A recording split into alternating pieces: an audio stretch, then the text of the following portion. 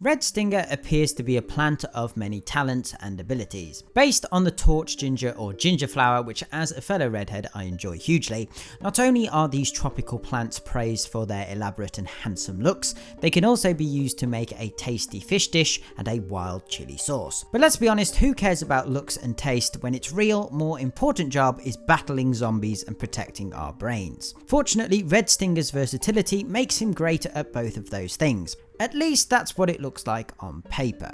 But how does this actually work in practice? Unlocked after completing the first level in the Lost City, Red Stinger, costing just 150 sun, comes equipped with a variety of different fighting modes. Depending on where this guy is placed on the lawn, he will fight in a different manner. When placed in the first 3 columns, Red Stinger will act similarly to Repeater, who he is often compared to, shooting 2 stinging projectiles with 30 damage each. In the second 3 columns, he transforms into more of a peanut, having better defensive capabilities, but also still able to shoot with 1 projectile, doing 15 DPS. Finally, if placed in the third 3 columns, Walnut mode is activated. Red Stinger can no longer attack zombies, but is granted 1,500 points of toughness, which is 2,000 less than a standard walnut. When plant food is used, Red Stinger unleashes a massive laser, hitting every zombie in a lane with 690 damage per shot. The laser cannot be blocked or reflected, making it excellent for dealing with the likes of excavator and shield zombies.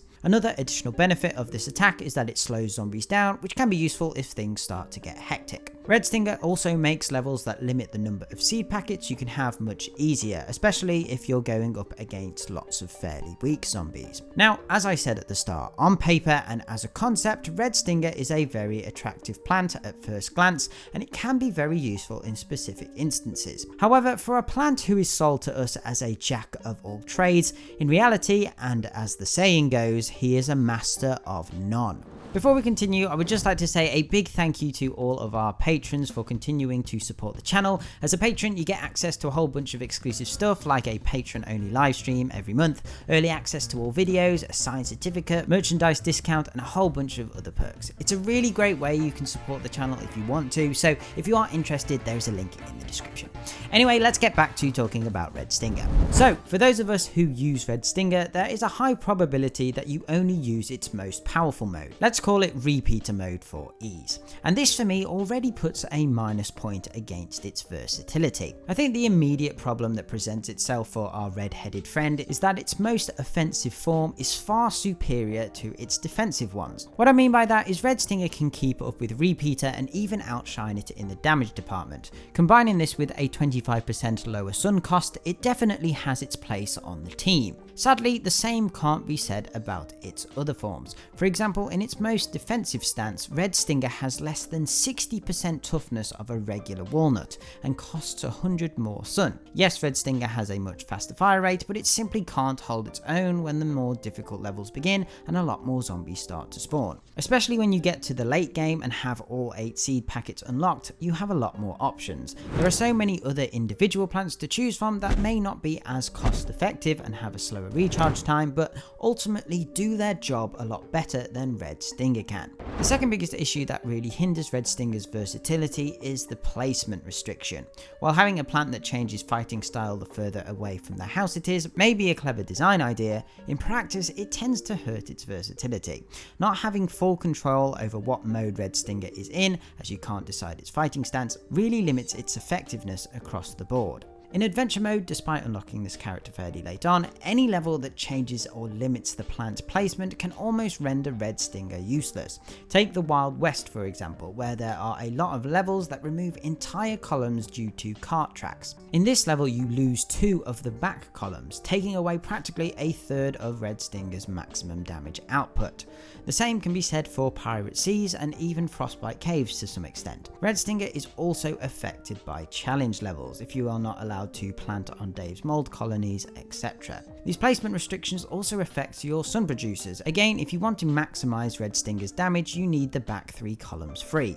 This in turn means all sun production must be moved further forward, probably further than most players feel comfortable with. I tend to always place my sunflowers on the 3rd column from the back, but any further forward I feel things can get a bit dicey. Another big issue is that while Red Stinger seems to be in his element when fighting lots of low power zombies, unless you are using Power Lily or in a level that gives off lots of free plant food, this only goes so so far. Red Stinger's fire rate can become a problem when a huge group of zombies are together.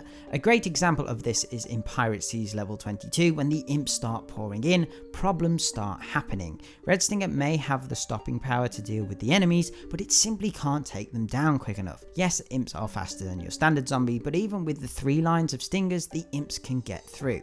A final problem I want to highlight is related to endless mode and the late game. To put it plainly, Red Stinger just isn't strong enough to compete at the high levels. In theory, it might come in handy in the early levels of endless, but very quickly you need bigger, more powerful plants that can do area of effect damage, hitting multiple zombies at once. Unless you use its plant food ability, only one enemy can be attacked at one time, and even in that case we've established Red Stinger is better with lots of weaker zombies, but when swarmed by huge numbers there's not a lot it can do. Ultimately, while Red Stinger can hold its own to a limited extent, it's more of a team player than a one-man army at the end of the day.